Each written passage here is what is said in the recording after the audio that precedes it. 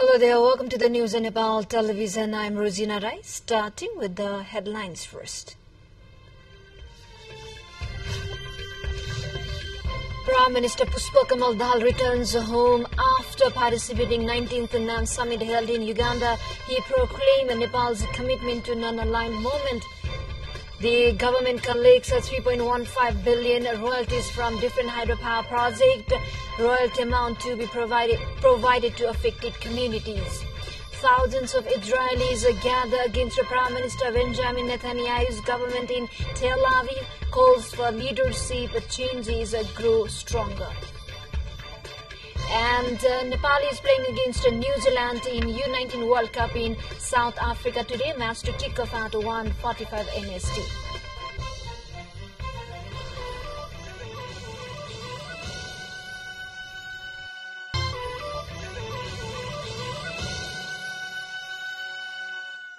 Now news in detail. Prime Minister Pushpa Kamal Dahal returned home today after leading the special Nepali delegation to the 19th summit of heads of state and government of the non-aligned movement NAM held from 19 to 20 January in Kampala, the Republic of Uganda. He had left Kathmandu for Kampala on January 18.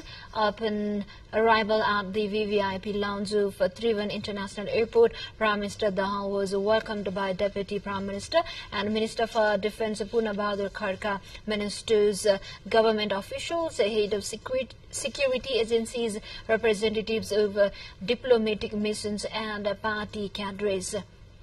The Prime Minister was accompanied by his daughter Ganga Dahal. The Nepali delegation included Minister for Foreign Affairs Narayan Prakash South, Foreign Secretary Sewa Lamsal and senior officials of the government of Nepal. The Prime Minister's participation in international forum like the NAM summit underscores Nepal's commitment to multilateral cooperation and its active role in global affairs.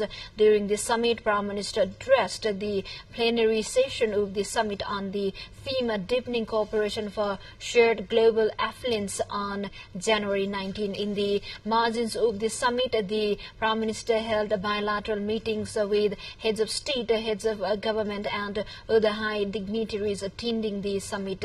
Nepal is a founding member of the non-aligned movement and has been actively participating in all NAM summits since its inception.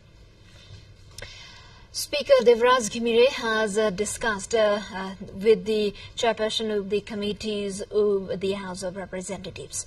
Press coordinator Shekhar Adhikari informed that in the discussion held on this morning at Singadara, the status of the bills in the committee was discussed.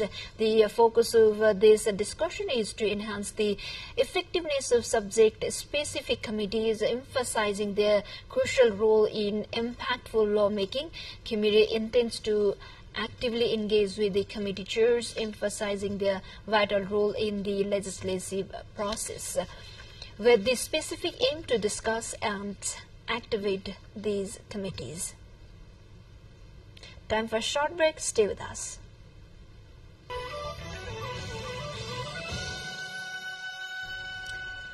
Welcome back. You are watching Nepal Television News. Now we have remaining national and international updates.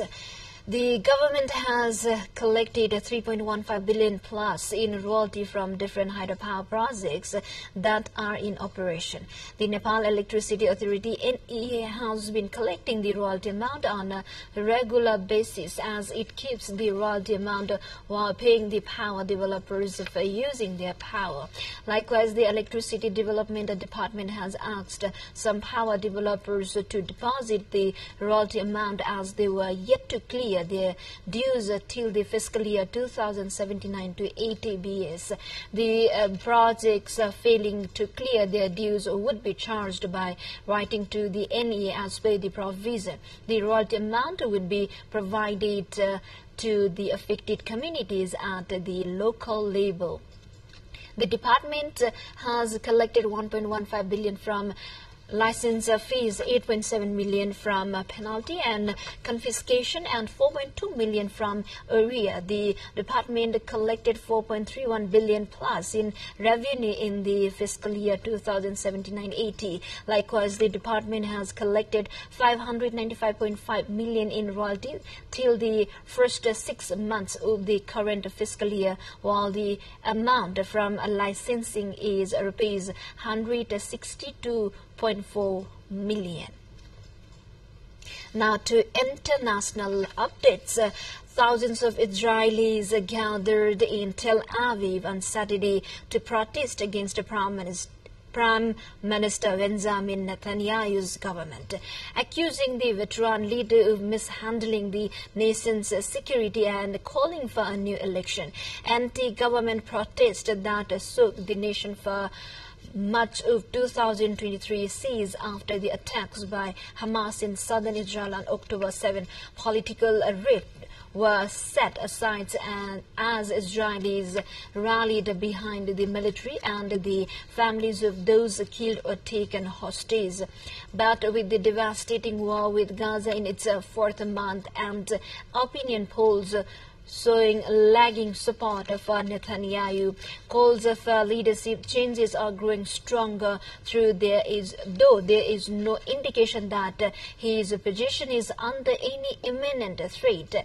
This was reflected in Saturday's night's turnout in central Tel Aviv Square, where many of last year's protests took place.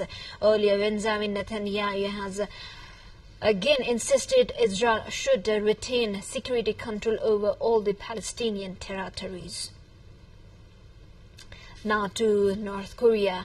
Korea's top diplomat said that the country is ready to greet Russian President Vladimir Putin. State media reported in the latest sign of deepening ties between the two authoritarian states. The West has accused Moscow and Pyongyang of working together to support Russia's invasion of Ukraine, with North Korea believed to have sent hundreds of thousands of artillery shells and weapons to its ally.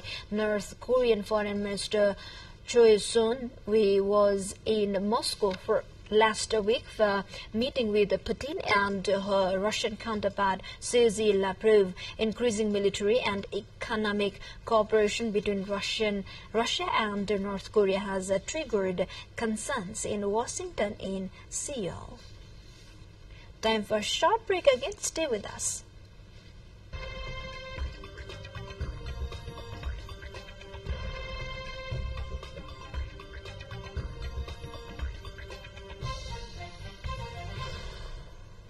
Welcome back. Thank you for staying with us. Now we have remaining international updates. Tens of thousands of people have gathered across Germany to protest against a far-right political party and its stance against migrants.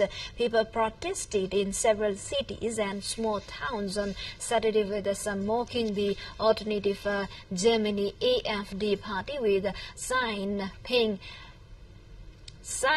indicating and equivocating fascism is not. Alternative German media reported the protest come following an outcry after it was revealed that AfD members held a meeting with far-right activists and discussed plans to deport foreigners.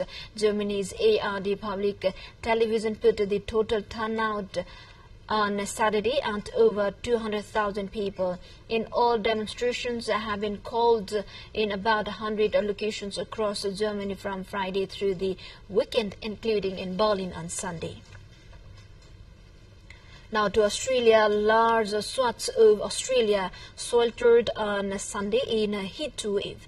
The nation's weather forecaster said heat wave raising bushfire risk in an already high-risk fire season amid an El Nino weather pattern. Heatwave alerts at extreme level, the highest danger rating, were in place for a second day for parts of Western Australia and were extended to South Australia, while areas over Queensland, New South Wales and the Northern Territory were under severe warnings. The weather forecaster reported. It cautioned that in Western Australia, the nation's largest state, the remote Pilbara and Gascoyne areas could hit high 40s degrees Celsius on Sunday. On the east coast, parts of New South Wales capital Sydney were forecast on Sunday to reach a 40 Celsius,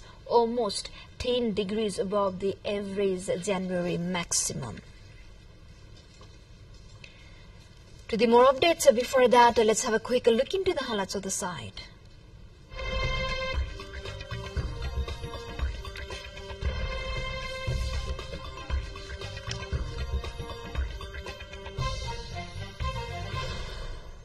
We are now moving on to sports.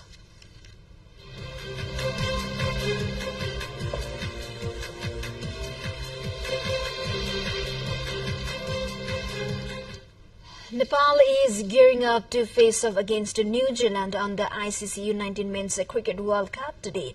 The match will kick off at 1:45 p.m. NST Nepal Standard Time at the Buffalo Park, East London in South Africa. In the 15th edition of a tournament, 16 countries will participate in 41 matches in different 5 venues.